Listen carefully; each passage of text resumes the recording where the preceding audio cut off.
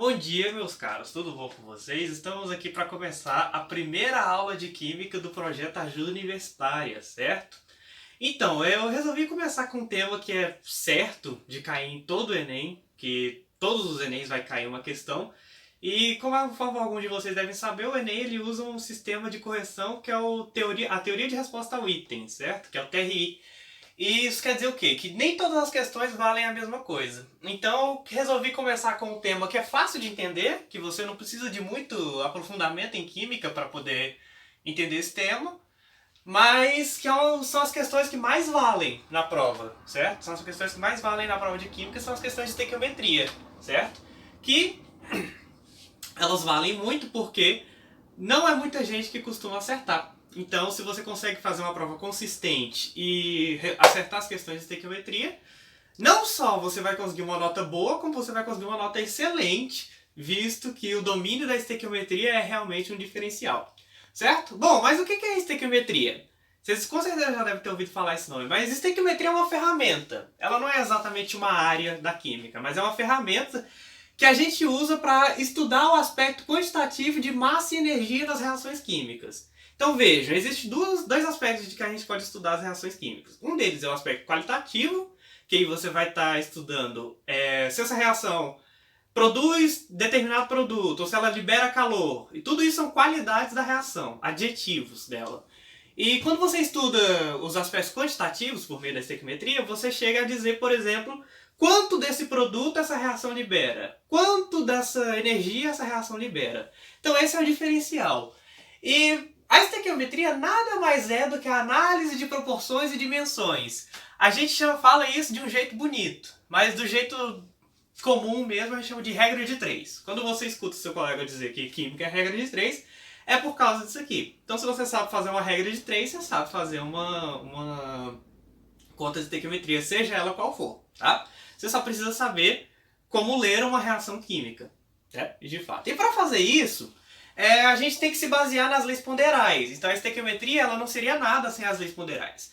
As leis ponderais e a lei volumétrica também são as leis básicas que deram princípio à química como ciência de fato, tá? Então vocês vão ver então eu vou passar rapidinho sobre as quatro leis ponderais e a lei volumétrica de Gay-Lussac ali, e depois disso faremos exemplos sobre os casos de estequiometria, certo? Então acompanha comigo. Bom, como a gente estava falando, a estequiometria vai se basear sobre as leis ponderais, certo? A primeira delas, e talvez a mais importante, é a que a gente chama de lei de Lavoisier, porque o Lavoisier ele foi o que a gente chama de pai da química moderna, por razões de que a sua lei ponderal iniciou os estudos de química separando ela da alquimia e desse tipo de coisa, tá bom? Ele era um químico francês e ele deu origem ao que a gente chama da lei da conservação das massas. O que isso quer dizer? Com certeza vocês já devem ter ouvido aquela frase que diz o seguinte: na natureza nada se cria, nada se perde, tudo se transforma, certo?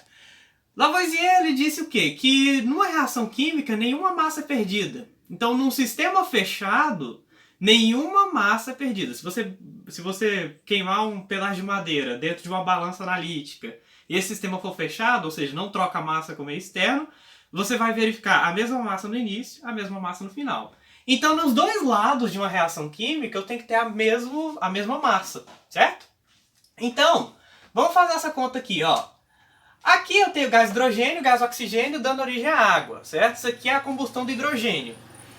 Então, o que é isso aqui? A gente vai olhar as massas que a gente tem de um lado com a massa que a gente tem de outro, tá? Então, vamos, ó. Aqui eu tenho 2 átomos de hidrogênio. E a massa do hidrogênio a gente sabe que é 1 grama por mol. Então aqui a gente tem 2 gramas até o momento, certo?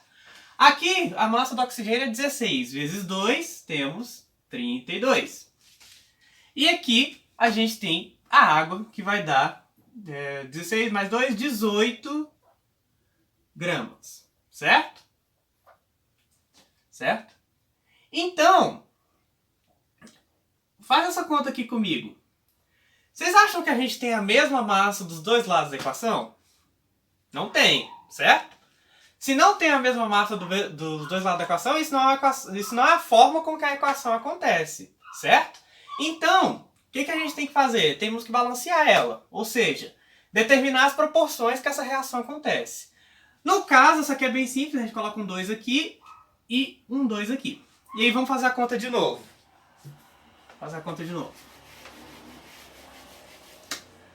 De um lado da equação agora a gente tem 4 gramas mais 32 mais 18 vezes 2, que vai dar 36 gramas, certo?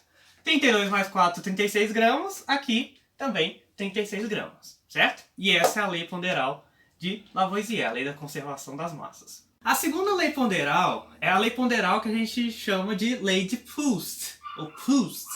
É um químico francês, tá?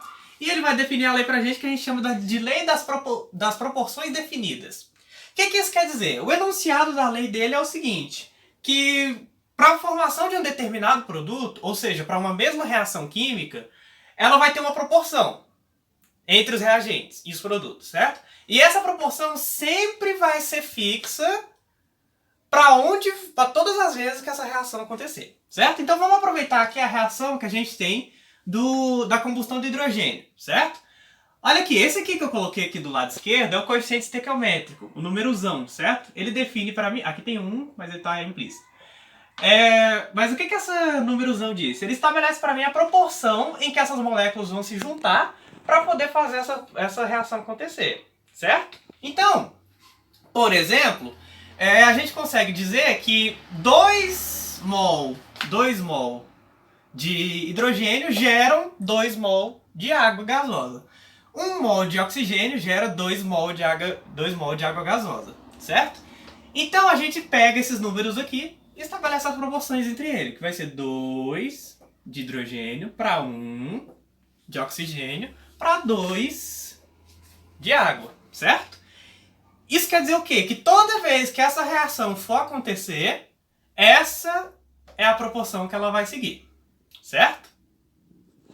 A terceira lei ponderal é a lei que a gente chama de lei de Dalton, que é a lei das proporções variáveis. É o mesmo Dalton do modelo atômico, certo? É o mesmo Dalton do modelo atômico e da lei dos gases, certo? O que ele vai dizer pra gente? Ele vai dizer o seguinte, que quando você tem dois reagentes, por exemplo, que podem formar mais de um produto, as diferenças dessas reações, elas vão poder ser determinadas uma vez que você fixe a quantidade de um dos reagentes e varie só do outro. Então, olha só. Por exemplo, e essas razões elas vão variar em números inteiros pequenos. O que isso quer dizer? Vamos olhar aqui, por exemplo, a quantidade de oxigênio em massa que a gente tem nessa primeira reação. Meio de O2. Isso vai dar a massa de um oxigênio só, que é 16 gramas. Tá? Nessa daqui, a gente tem 2 O2, sendo que O2 vai ser 32 vezes 2, 64 gramas. Aqui 5 sobre 2, O2. Então, esse fator de 2 vai cancelar com esse aqui, certo? E vai ficar 5O. E esse 5O vai dar pra gente 80 gramas, certo? Agora, por exemplo, se a gente estabelecer uma razão entre o 64 e o 16, por exemplo, então aqui, ó, 64 dividido por 16, a gente vai chegar numa razão de 4, certo? E 4 foi justamente o novo número de oxigênio que apareceu aqui, certo? E nesse momento aqui eles variaram, então a variação foi de 3, certo? O número inteiro pequeno. Aqui a gente vai ter 80 dividido por 16, que vai dar pra gente 5, que foi a quantidade de oxigênio que está aqui, e a variação foi uma variação pequena inteira de 4 também, de 4 unidades, certo? A próxima lei não é uma lei ponderal, é uma lei volumétrica, tá? Mas ela é importante para casos de estequiometria envolvendo volume, ou seja, de estequiometria envolvendo reações de fase gasosa. Então, bom, a quarta e última lei que a gente tem que olhar é a lei de Gay-Lussac, tá? Ponderal, das leis ponderais, é uma palavra que tem a ver com massa. Então, como a lei de Gay-Lussac, ela não diz muito a ver, ela não tem muito a ver com massa, a gente costuma chamar ela só de lei volumétrica mesmo, tá? Então, o que a lei de Gay-Lussac diz? É a mais simples, tá? Junto de Lavoisier é o seguinte, que nas CNTP, ou seja, nas condições normais de temperatura e pressão, são essas 25 graus Celsius e 1 atm, ou seja, a nível do mar, e temperatura amena, né? O volume molar, que a gente chama de VM, vai ser igual a 22,4 litros. O que isso quer dizer? Quer dizer que todo gás, independente da sua natureza, tudo que estiver na forma gasosa e estiver na CNTP, 1 mol de qualquer gás vai ocupar um volume de 22,4 litros. Certo? Então, é isso, é uma constante. Bom, para a gente começar a trabalhar isso, eu coloquei um exemplo relativamente simples, mas que é bem didático para a gente entender, tá bom? Eu coloquei aqui uma reação de fase gasosa, tá? Que é o processo de Haber. É a síntese da amônia a partir de nitrogênio e hidrogênio, que já é a fase final do processo. Então, eu te pergunto aqui, qual é a massa e o volume de amônia, NH3, obtidos a partir de 3 moles de N2, que é o gás nitrogênio, certo? E eu forneço aqui as massas molares de cada um desses envolvidos, tá bom? Bom, a primeira coisa que a gente tem que fazer para resolver qualquer conta de estequiometria é olhar a reação, certo? Quando a gente olha a reação, a gente precisa dizer primeiro, tá balanceada? Isso quer dizer, ela está respeitando a lei de Lavoisier e a lei de Proust, por consequência? Bom, temos que fazer isso, né? Temos que balancear as massas. Só que você vai olhar aqui, o jeito mais fácil de balançar a massa é contar os átomos que você tem de um lado e ver se você tem a mesma quantidade dos átomos de cada um do outro lado. E no momento que você olha isso aqui, você percebe que você tem 2 hidrogênios aqui e 3 do outro lado. E não dá certo isso, né? 2 nitrogênios aqui e 1 desse lado. Então o que você tem que fazer? Começa pelo nitrogênio, tá? Então, coloco 2 aqui, certo? Você ficou com 2 vezes 3, 6 hidrogênios. E aqui você tem só 2, então tem que colocar 3 aqui, tá? Agora, lembrando lá na lei de Proust, olha pra mim qual vai ser a proporção dessa reação. Como ela vai acontecer? Ela vai acontecer na proporção de 1 nitrogênio para 3 hidrogênios para 2 amônia, tá? Então, 1 mol de gás nitrogênio para 3 mol de gás, consome 3 mol de gás hidrogênio, que geram, em conjunto, 2 mol de gás amônia, certo? Então vamos fazer aqui a primeira conta. Qual a massa de NH3 obtidos a partir de 3 moles de N2? Então olha só, se eu estou relacionando o gás nitrogênio com a amônia, então as proporções que eu quero observar são essas, a proporção do nitrogênio para a amônia. Isso quer dizer então o quê? Que 1 mol de N2 gasoso produz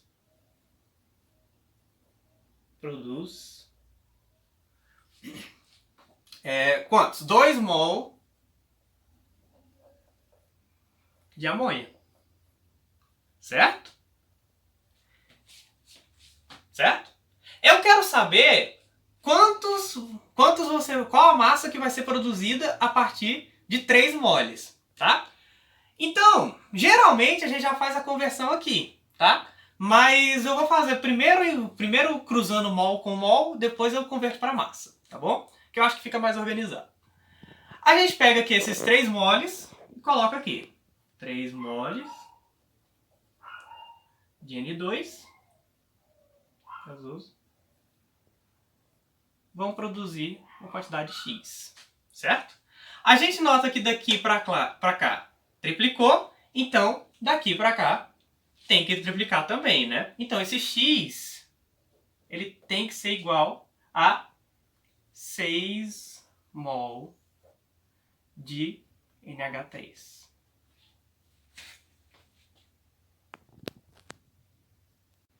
Bom, cortando para poder apagar o quadro continuar a questão.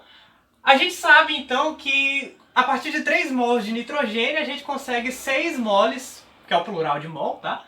De amônia, certo? E que o último passo é saber o quê? Saber quanto isso equivale em massa, tendo em vista a massa molar da amônia, tá? Se eu quero transformar de mol para massa, eu multiplico pela massa molar, certo? Então o que eu vou fazer? Esse xm, que eu vou chamar, porque vai ser o x em massa, vai ser 6 mol vezes 17 gramas por mol. Corta, corta. Isso aqui vai dar, então, 102 gramas de amônia são gerados a partir de 3 moles de N2, certo? E quanto ao volume? Assumindo que a gente está na CNTP, tá? Vamos chamar esse X, então, de XV, porque é o X em volume, tá? E vamos dizer, então, que se estamos na CNTP, a gente sabe que o volume molar, ele é igual a 22,4 litros para qualquer gás, certo? Então a gente sabe que a gente só precisa multiplicar pelo volume molar de novo, certo? Então vai ser o quê? Esse 6 mol vezes 22,4 litros por mol, tá? Isso aqui vai dar, então, 380,8 litros de amônia gasosa, certo? Ok. Bom, a primeira questão que a gente vai fazer para exercitar e fixar esse conteúdo vai ser a questão 100 do Enem de 2018, do caderno amarelo, tá bom? Então ela diz aí, ó, o carro flex é uma realidade no Brasil. Esses veículos estão equipados com motor que tem a capacidade de funcionar com mais de um tipo de combustível. No entanto, as pessoas que têm esse tipo de veículo, na hora do abastecimento, têm sempre a dúvida, álcool ou gasolina. Para avaliar o consumo desses combustíveis, realizou-se um percurso com o veículo flex, consumindo 40 litros de gasolina e no percurso de volta utilizou-se etanol. Foi considerado o mesmo consumo de energia tanto no percurso de ida quanto no de volta, certo? O quadro resume alguns dados aproximados sobre esses combustíveis. E vocês vão estar olhando aí o quadro dos dois combustíveis, que diz a densidade do etanol e da gasolina. E o calor de combustão de cada um dos dois, ok? O volume de etanol combustível em litro consumido no percurso de volta é mais próximo de... Aí ele te dá as opções, certo? Então olha só. A gente tem que anotar primeiro os dados dessa questão, certo? Então, ele diz aí que a gasolina que é consumida, então eu vou chamar isso de GC, tá? De gasolina consumida no percurso, vai ser igual a 40 litros, tá bom? Eu sei também que a densidade da gasolina, esse ρ da gasolina, que eu vou colocar como ρ de G, vai ser o quê? 0,7 gramas por ml. Ok? Então, a primeira coisa que a gente tem que determinar é o quê? É a quantidade em massa de gasolina que eu usei nesse percurso, tá bom? Então, quanto vai ser essa aí? Ó, se a gente tem essa densidade aqui, a gente sabe então que o quê? Que 0,7 gramas de gasolina, então,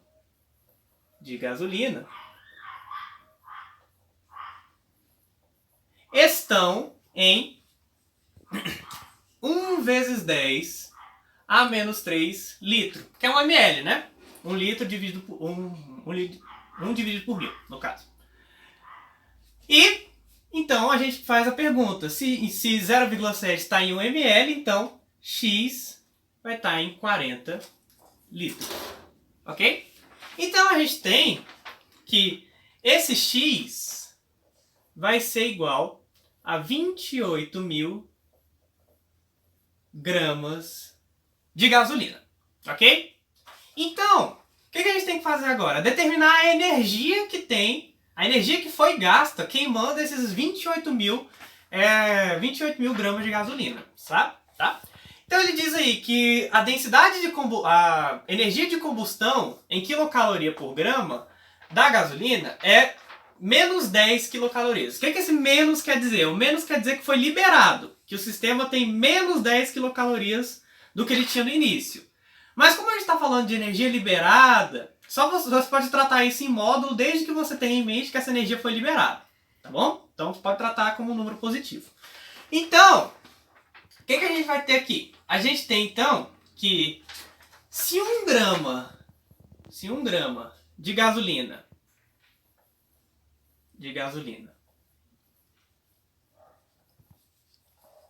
libera 10 quilocalorias,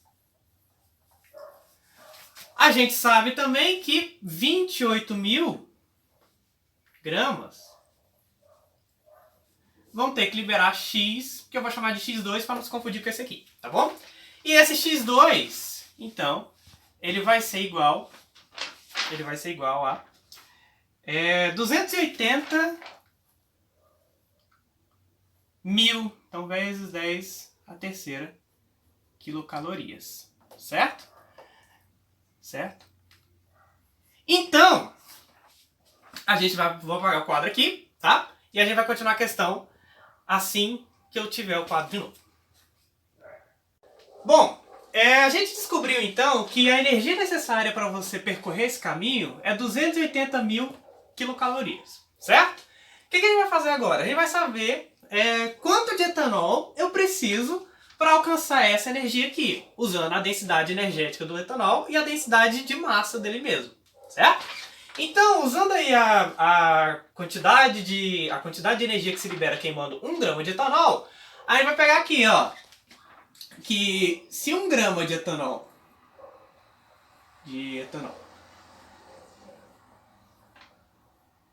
libera uma quantidade que é igual a 6 quilocalorias, então 6 quilocalorias, tá? Então, uma quantidade X vai liberar as 280 mil que eu preciso, certo? As 280 mil que eu preciso, ok? Então esse valor de X aqui vai ser igual a aproximadamente, na verdade, 46.667 gramas, ok? E agora a gente precisa saber quantos litros de etanol eu tenho nesses 46.667 gramas, certo? Então olha só, usando a densidade de volume do etanol mesmo, a gente vai olhar aí que 0,8 gramas de etanol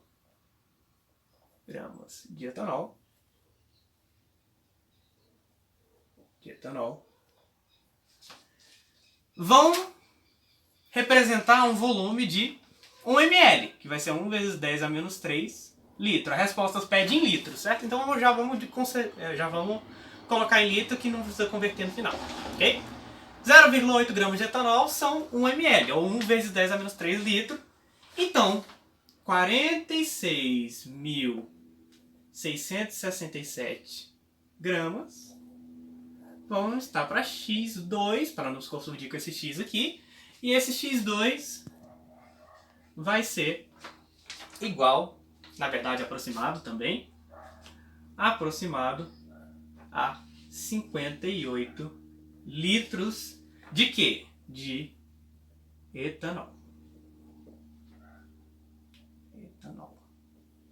Ok? Então o gabarito é a letra D.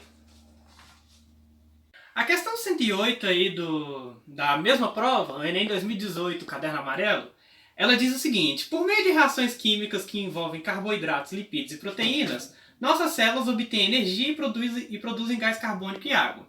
A oxidação da glicose no organismo humano libera energia, conforme ilustra a equação química, sendo que aproximadamente 40% dela é disponibilizada para atividade muscular. Esse 40% aí é o que você vai chamar de rendimento, tá bom? Ele te dá as massas molares e a reação, tá? E ele pergunta, na oxidação de 1 grama de glicose, a energia obtida para a atividade muscular em kJ é mais próxima de. Então, olha só, a gente precisa da reação, tá? Porque para resolver qualquer conta de estequiometria, a gente precisa da reação. Tá? Glicose mais 6O2 gasoso, que vai dar CO2 mais H2O. Certo? Então vai ser 6CO2 e 6H2O. Tá bom? E o ΔH dessa reação, ou seja, a variação de entalpia, vai ser igual a menos 2.800 kJ. Ok? Mesma coisa, eu falei na questão anterior que quando isso aqui aparece como negativo, quer dizer que a energia está sendo liberada. Então o sistema, no final da reação, ele tem menos energia que no começo. Mas quando você for tratar de contas estequiométricas, pode tratar em módulo mesmo. Então você esquece essa energia, esse negativo, contanto que você saiba que ela é liberada, tá bom? Primeira coisa que você tem que fazer é determinar a massa molar da glicose, tá bom? Então ali, ó. Você sabe o quê? Que o carbono é 12 e você tem 6, certo? Então aqui vai ser 12 vezes 6. O hidrogênio, ele tem 1 de massa vezes 12 de hidrogênios que você tem. Mais a massa do oxigênio, que vai ser 16 vezes 6, tá? Quando você soma tudo isso aqui, você tem que a massa molar da glicose, do C6H12O6, ela vai ser igual, então, a 180 gramas por mol. Tá? Então, olha só. Pela equação, lembra lá da lei de Proust, você vê o quê? Que aqui tem um implícito, tá? Que 1 mol, ou seja, a proporção da reação vai ser 1 para 6, para 6, para 6. Só que o que você quer relacionar é a quantidade de glicose com a energia. Então a regra de 3 que você vai fazer vai ser da glicose com a energia. Certo? Então olha só. Você sabe então que se você tem 1 mol de glicose sendo queimado, e esse 1 mol de glicose tem 180 gramas, por causa da massa molar, você sabe então que 180 gramas de glicose, C6H12O6, vão queimar para liberar essa quantidade de energia aqui, certo? Vai ser 2.800 kJ, certo? Então, se você sabe que 180 liberam 2.800, 1 grama libera X, tá? Você vai chegar à conclusão que esse X, ele vai ser igual, aproximado, na verdade, vai ser aproximado de 15,6 kJ. E tem uma resposta aí, nos itens que é bem parecida com essa. Só que você tem que lembrar do seu rendimento, tá? Você sabe que a reação ela liberaria essa energia com 100% do rendimento, certo? Mas você sabe que o rendimento, o aproveitamento dessa reação para gerar energia para o nosso corpo é só de 40%. Então você sabe que o seu X real, o que eu vou chamar de XR, vai ser igual então a 15,6 vezes 0,4 de 40%, tá? Quando você fizer essa conta aqui, você vai chegar em 6,24, que é aproximadamente igual a 6,2 kJ, certo? E o gabarito fica sendo a letra A. Bom, a próxima questão é a questão 119 do Enem 2019, Pessoas Privadas de Liberdade, o caderno amarelo também. E ela diz, na busca por ouro, os garimpeiros se confundem facilmente entre o ouro verdadeiro e o chamado ouro de tolo, que tem sua composição 90% de um minério chamado pirita. Apesar do engano, a pirita não é descartada, pois é utilizada na produção de ácido sulfúrico, que ocorre com rendimento global de 90%, conforme as equações químicas apresentadas. Aí te dá as massas molares e te dá as equações, que são essas aqui que eu coloquei no quadro, tá bom? Qual o valor mais próximo da massa de ácido sulfúrico em quilograma que será produzida a partir de 2 kg de ouro de tolo, pirita, tá? Então, olha só. A gente tem que notar que aqui a pureza do seu reagente é de 90%. Tá? E o rendimento da sua reação é de 90% também. Tá bom? A pureza ela tem a dizer com quanto da sua amostra é realmente seu reagente. Quanto da sua amostra realmente vai reagir. Então você tem que levar isso em consideração nas contas. Tá bom? Então, basicamente, o que a gente tem que notar? Essa questão, ela quer te ganhar pela quantidade de informação. Ela dá muita informação e acaba confundindo a pessoa. Mas, se você sabe o que você está fazendo, você consegue resolver ela numa regra de 3 apenas, tá bom? Então, olha só. Ela quer que você relacione o FeS2 com o ácido sulfúrico, tá? Mas é o seguinte, ela faz isso de uma forma indireta. Por quê? Porque ela te dá uma reação intermediária e você não tem uma relação direta aqui, uma reação de linha única que vai estar relacionando o FeS2 com o ácido sulfúrico. Mas, por exemplo, você sabe as coisas que essas reações têm em comum. Você sabe que tem o dióxido de enxofre aqui e tem ele aqui também, certo? Você sabe que 4 do ferro do FeS2 vão produzir 8 dióxido de enxofre, certo? E pela segunda reação, você sabe que 8 dióxido de enxofre produz 8 trióxido de enxofre também, tá? E pela terceira reação, você sabe que 8 trióxido de enxofre produz 8 ácido sulfúrico. Então a sua proporção, no fim, ela vai ficar sendo 4 para 8 para 8 para 8, certo? E como você quer a do FeS2 e a do ácido sulfúrico, você vai ficar no 4 para 8, tá bom? Então, o que sobra? O que a gente tem que fazer agora? Tem que ter em mente as massas molares, tá? As massas molares que ele te dá na questão direta, você não precisa fazer ela por conta própria. E monta a sua regra de 3, tá bom? Vamos colocar tudo em quilo, porque a resposta já sai direto com a que está no gabarito, tá bom? Então olha só.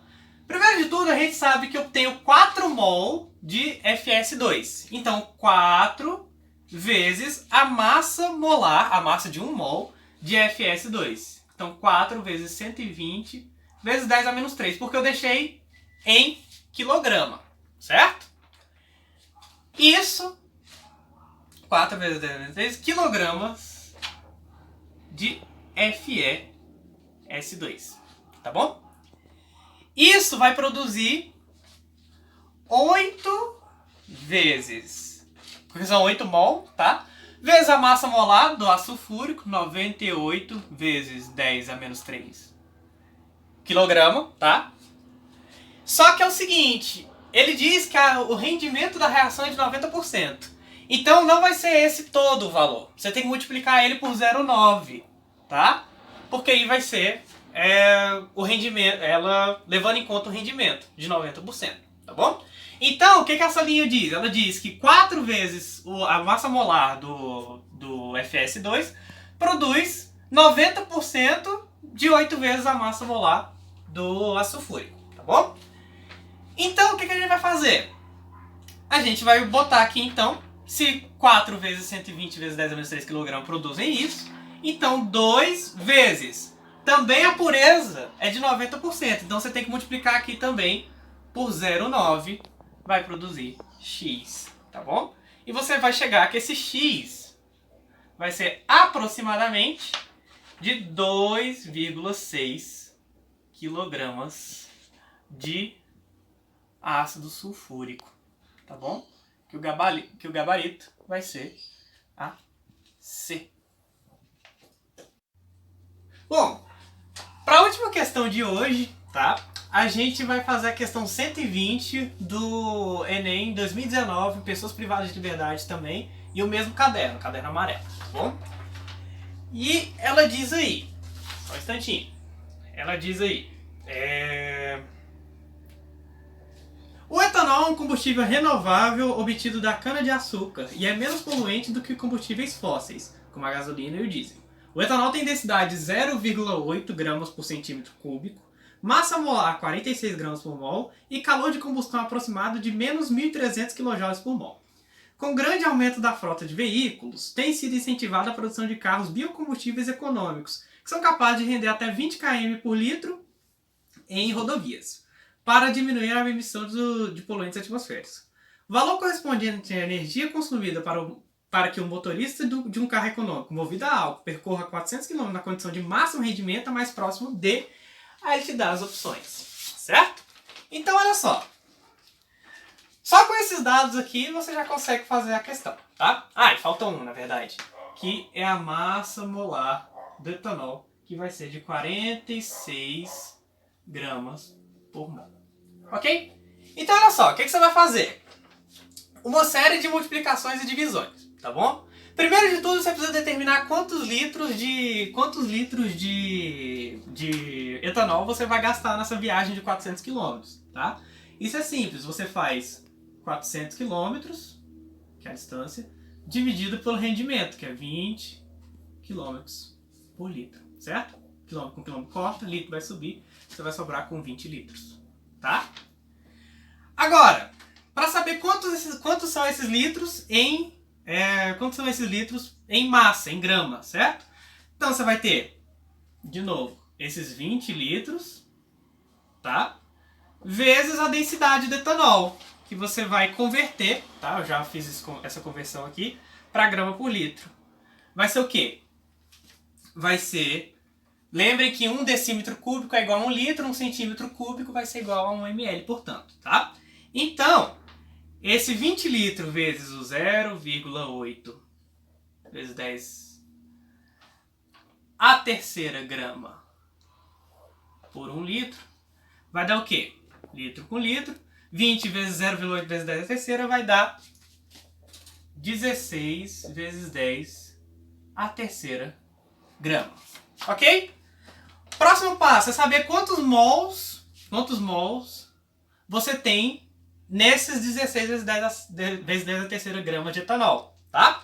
Então, você vai fazer o quê? Pegar essa massa e dividir pela massa molar, tá bom? Então você vai fazer o quê? De novo, 16 vezes 10 a terceira, tá? Dividido, 16 vezes 10 a terceira grama, dividido por 46 gramas por mol, que ele fornece na questão, tá? Grama com grama corta e o mol vai subir e você vai sobrar com um valor aproximado, tá? De 347,83 moles de etanol, tá? Só que agora você precisa saber qual a energia que você libera queimando toda essa quantidade de matéria, todos esses mols de etanol aí, tá bom? E você vai pegar você sabe então que ele libera 1.300 kJ por mol, então você sabe que é só multiplicar essa quantidade de mol pela quantidade de energia que você libera por 1 mol, certo? Então você vai ter 347,83 mol vezes 1.300 kJ por mol,